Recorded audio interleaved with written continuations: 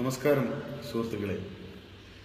കഴിഞ്ഞ ദിവസം RJ സൂരജ് എന്ന വ്യക്തി ഒരു വീഡിയോ പോസ്റ്റ് ചെയ്തിരുന്നു. അദ്ദേഹത്തിന്റെ ചില അഭിപ്രായ പ്രകടനങ്ങളൊക്കെ അതിൽ പറഞ്ഞിരുന്നു. അപ്പോൾ അതിനു മറുപടിയായി ഇന്ന് നമ്മുടെ മറ്റൊരു സുഹൃത്ത് വൈശാഖ് അദ്ദേഹത്തിനൊരു വീഡിയോ പോസ്റ്റ് ചെയ്തിരിക്കുന്നു. അപ്പോൾ അതിൽ അദ്ദേഹം പറയുന്നത് RJ സൂരജിന് കൃത്യമായി പള്ളിയിൽ പോകുവാനോ അല്ലെങ്കിൽ നമസ്കാരത്തിന് പോകുവാനോ ഒക്കെയുള്ള സൗകര്യമില്ലാത്തതുകൊണ്ട് ഹിന്ദുമതത്തിൽ തുടരുന്നു. അങ്ങനെ അല്ലാതെ ഹിന്ദു വിശ്വാസങ്ങളും ആചാരങ്ങളും ഒക്കെ പിന്തുടർന്ന് ഹിന്ദുമതത്തിൽ വിശ്വസിക്കുന്ന ഒരു വലിയ വിഭാഗം ആളുകൾ ഇവിടെ ഉണ്ട്. തങ്ങൾ അങ്ങനെയല്ല.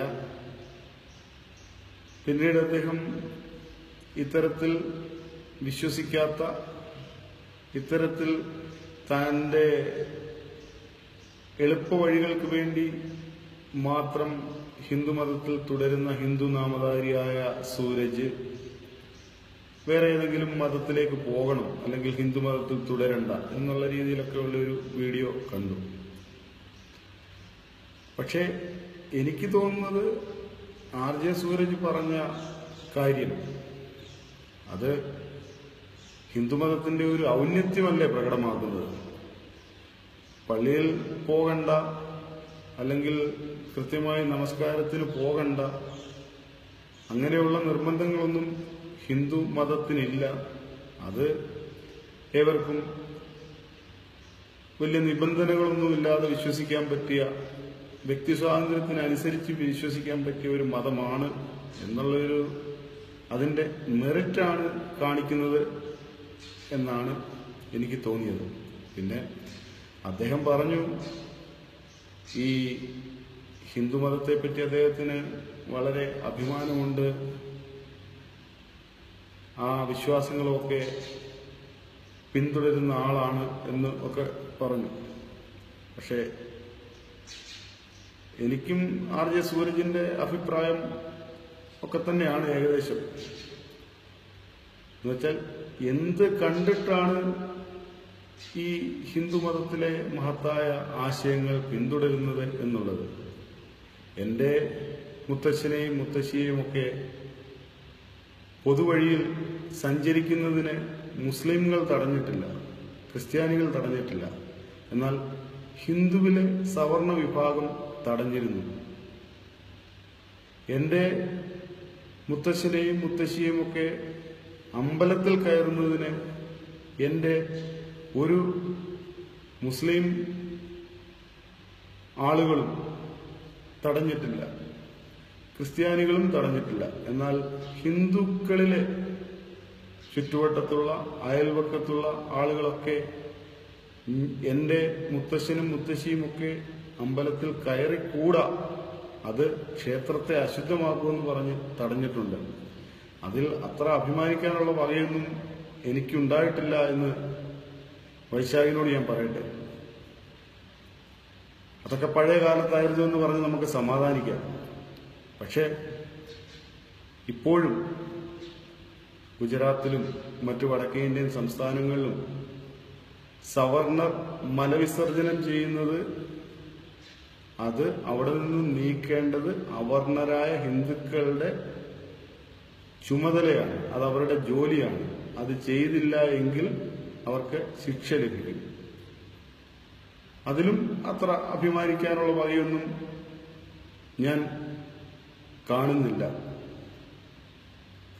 ബ്രാഹ്മണനും ക്ഷത്രിയനും വൈശ്യനും വിടുപണി ചെയ്യാനുള്ള, അമ്പലത്തിൽ കയറാൻ അധികാരമില്ലാത്ത, വിദ്യാഭ്യാസം ചെയ്യുവാൻ അവകാശമില്ലാത്ത ഒരു ജനവിഭാഗമായി തുടരുന്ന ഹിന്ദു നാമധാരിയായ എനിക്കും അതിൽ അഭിമാനിക്കാനായിട്ടൊന്നും തോന്നിയിട്ടില്ല. പിന്നെ താങ്കൾ RJ സൂരജിനോട് ചോദിക്കുന്ന മറ്റൊരു ചോദ്യം, മഹാഭാരതം വായിച്ചിട്ടുണ്ടോ? മഹാഭാരതം സീരിയൽ കണ്ടു കാണും. അപ്പോൾ താങ്കൾ ഉറപ്പിച്ചു RJ സൂരജ് എന്ന് പറയുന്ന വ്യക്തി ഇതിനെപ്പറ്റി ഒന്നും ഉള്ള ഒരു വിവരമില്ലാത്ത ആളാണ് എന്ന് പറഞ്ഞാൽ താങ്കൾക്ക് ആ ഒരു മുൻവിധി ഉണ്ട്. നമുക്ക് എതിരായി വരുന്ന ആളുകൾ അത്ര അറിവില്ലാത്തവരാണ് എന്നുള്ളൊരു മുൻവിധി താങ്കൾക്ക് ഉണ്ട്. അതുപോലെ തന്നെ ഈ മതം വിട്ട് വേറെ എങ്ങോട്ടേലും പോകണം. അത് മുൻപ് സാധ്വി പ്രാച്ചിയും ഇപ്പോൾ മുഖ്യമന്ത്രിയായ യോഗി ആദിത്യനാഥും ഒക്കെ പലരോടും പറഞ്ഞിട്ടുള്ളതാണ്. നിങ്ങൾക്ക് ഈ ഇന്ത്യയിലെ ഹിന്ദു സംസ്കാരമൊക്കെ പിന്തുടർന്ന് പോകാൻ പറ്റുകയില്ലെങ്കിൽ നിങ്ങൾ പാകിസ്ഥാനിലേക്ക് പോകണം, അല്ലെങ്കിൽ മറ്റു രാജ്യങ്ങളിലേക്ക് പോകണം. അപ്പൊ അതിന്റെ ഒരു തുടർച്ചയായിട്ട് മാത്രമേ അതിനെയും കാണുന്നുള്ളൂ. അപ്പോൾ താങ്കൾക്ക് അഭിമാനിക്കാൻ ഹിന്ദു മതത്തിൽ നിന്ന് കിട്ടിയതൊന്നും എനിക്ക് കിട്ടിയിട്ടില്ല. ഇന്ത്യയിലെ 70% ഹിന്ദുക്കൾക്കും കിട്ടിയിട്ടില്ല. ബാക്കി 30% വരുന്ന ഹിന്ദു എന്ന മതത്തിന്റെ ആനുകൂല്യങ്ങൾ അല്ലെ അതിന്റെ പച്ചപ്പരവതാനികൾ നടന്ന സവർണ വിഭാഗങ്ങൾക്ക് ചിലപ്പോൾ അതിൽ അഭിമാനിക്കാൻ എന്തെങ്കിലുമൊക്കെ ഉണ്ടായേക്കാം. പക്ഷെ എനിക്കും എന്നെ പോലെയുള്ള ഇന്ത്യയിലെ ഒരു 70% ആളുകൾക്കും അങ്ങനെ അഭിമാനിക്കാനായിട്ടൊന്നും കിട്ടിയിട്ടില്ല. വൈശാഖെ, ഇത് സത്യമാണ്. താങ്കൾക്കും ചരിത്രമോ അല്ലെങ്കിൽ വീഡിയോകളോ പുസ്തകങ്ങളോ ഒക്കെ പരിശോധിച്ചാൽ, അല്ലെ താങ്കൾ ചിലപ്പോൾ പരിശോധിച്ച് കാണും. അപ്പോൾ ഒന്നുകൂടൊന്ന് അത് ഓർമ്മപ്പെടുത്തുവാൻ വേണ്ടിയാണ് ഞാൻ ഈ വീഡിയോ പോസ്റ്റ് ചെയ്തത്. നമുക്ക് വ്യക്തിപരമായിട്ട് താങ്കളെ അറിയയില്ല, താങ്കളോടൊരു വിരോധവും ഇല്ല, ഒന്നുമില്ല. പക്ഷേ പറയാനുള്ള ഒരു കാര്യം കേട്ടപ്പോൾ പറഞ്ഞു എന്ന് മാത്രം.